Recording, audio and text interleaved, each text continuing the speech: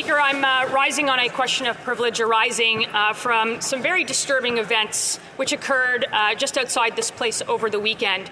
On Saturday, the Parliamentary Protective Service, for which you are responsible for and provide policy direction to, imposed an ideological test for entry on the grounds of Parliament Hill. According to a video posted online, a visitor is seen being denied access because he was not, quote, not a supporter of Palestine and doesn't recognize Palestinian state. We made a video about that. Of course, was denied access to Parliament Hill for the sole reason that he didn't hold a political opinion considered acceptable to whoever approved this requirement for entry. And to my knowledge, that's the first time that access to Parliament has been subjected to a screening with political points of view, at least documented as such.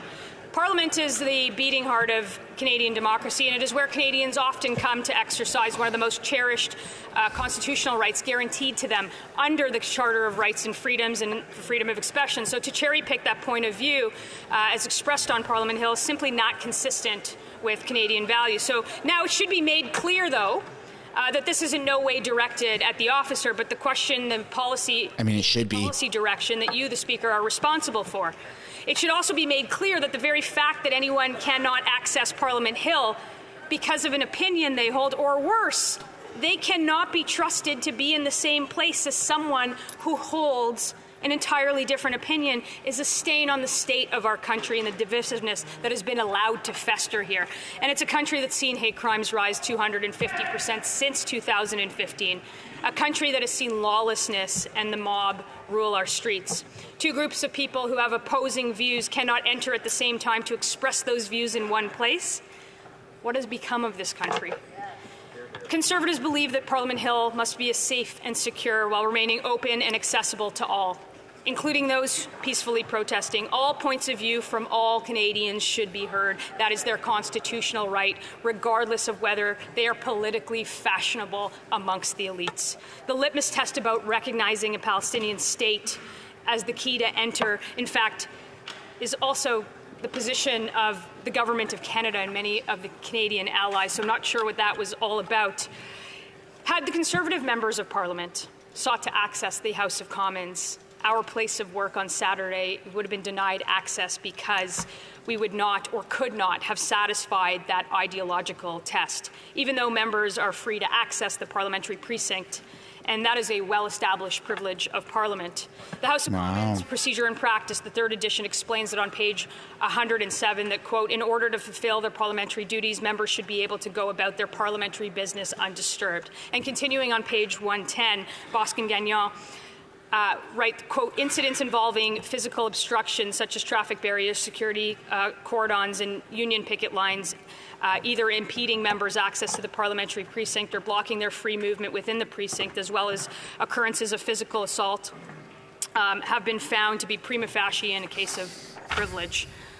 So, as also explained on paragraph 15 of the 66th report of the Standing Committee on Procedure and House Affairs tabled in April of 1999, quote, one of the privileges of members of this House of Commons is the right to unimpeded access to Parliament and the parliamentary precincts.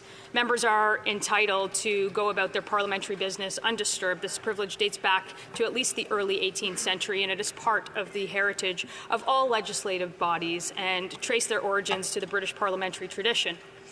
It is based on the preeminent right of the House to attendance and to the service of its members. Any obstruction of members constitutes a breach of privilege and the contempt of the House, end quote. The point was repeated in the same committee's 26th report tabled in May of 2012, quote, as a part of parliamentary privilege, members of this House of Commons have the right of unimpeded and unfettered access to the parliamentary precincts and are entitled to go about their parliamentary duties and functions undisturbed without any form of interference, end quote. Joseph Mango makes the simple point that in his parliamentary privilege in Canada's second edition at page 176 that, quote, no impediment should be placed on the member in going about his parliamentary business, whether in the House or on the way to the House or while on his way home.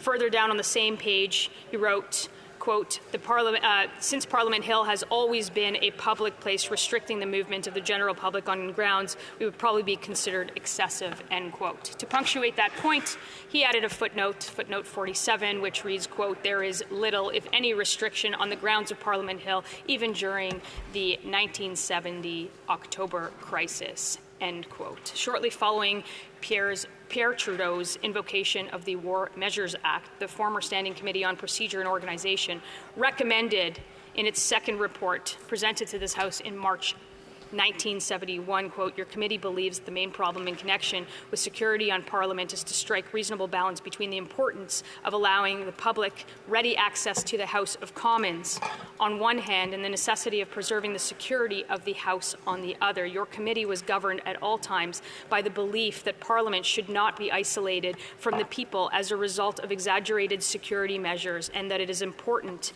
in a democratic society that members of Parliament should continue to have direct communications with the public. Consequently, your committee has conducted that whatever security measures are provided, it must be reasonable and consistent with the right of the public to come to Parliament. It's not easy to reconcile these two imperatives, but your committee feels that the balance should always be in favor of permitting the public reasonable and proper access to Parliament without intruding on in any obvious way on the undoubted rights of citizens to approach Parliament, end quote. That just sounds like common sense to me, Mr. Speaker. The Canadians who elect us have a right to come to Parliament and make their voices heard, and yet it seems that they've been chucked out the window in favor of a shocking news that ideological purity tests are now needed to access Parliament Hill, a very high impediment that is being imposed. And in short, the ideological test that Conservative MPs and some even Liberal MPs and many, many Canadians in this case would fail to pass, blocking politicians, especially opposition politicians, from accessing the legislature, which they were elected to plainly represent their constituents, is undemocratic and un-Canadian.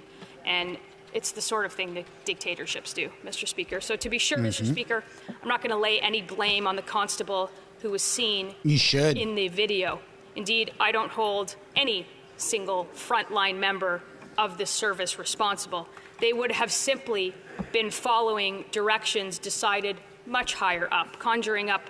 I mean, that is also a good point. Ideological test for accessing Parliament is not something you would expect any single constable to have simply freelanced. So it certainly comes from somewhere.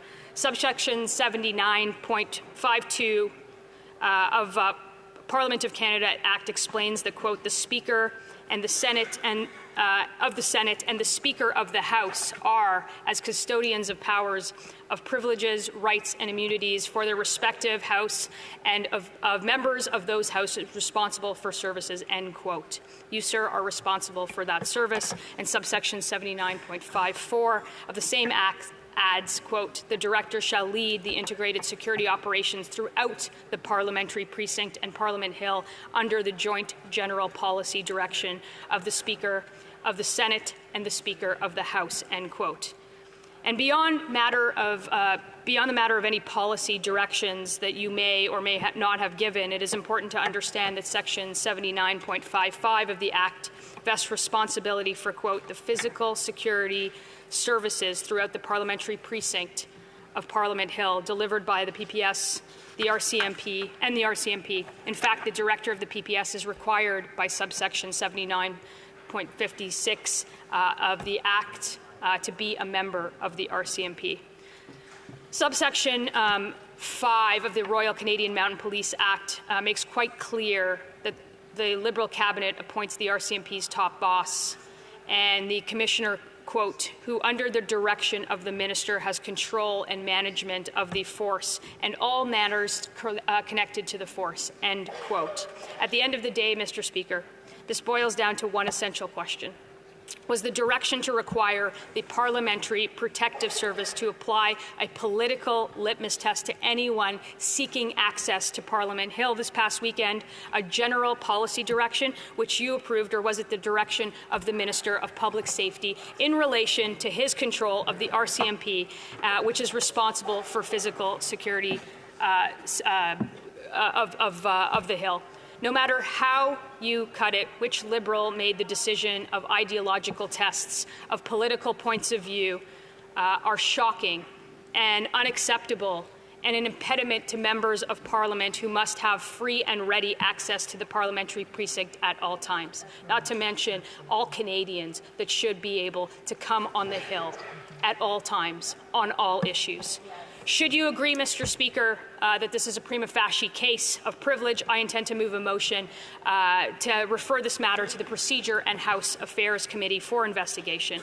By allowing for this issue to be studied in committee, it will allow for those key questions to be answered. Who gave the directive? Was it you, Mr. Speaker, or was it the Minister of Public Safety who approved this ideological tests for Parliament Hill access, and whether ideological tests have been approved in Hill access before this time?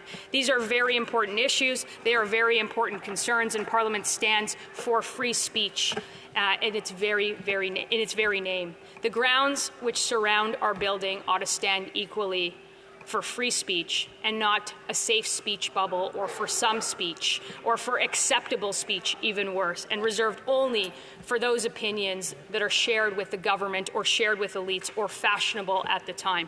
Thank you, Mr. Speaker. Wow. Phenomenal speech. Thank the honourable member for her intervention. I see that the honourable member from New Westminster Burnaby is rising on his feet on the same matter.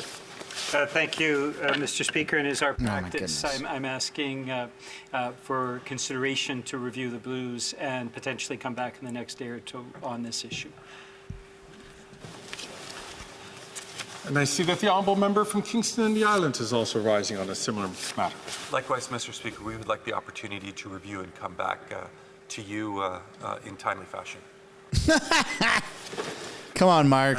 We know you live on X. You saw it. From Thornhill, who raised this question of privilege, said I look forward to getting back to the House as soon as possible once the other interventions are made.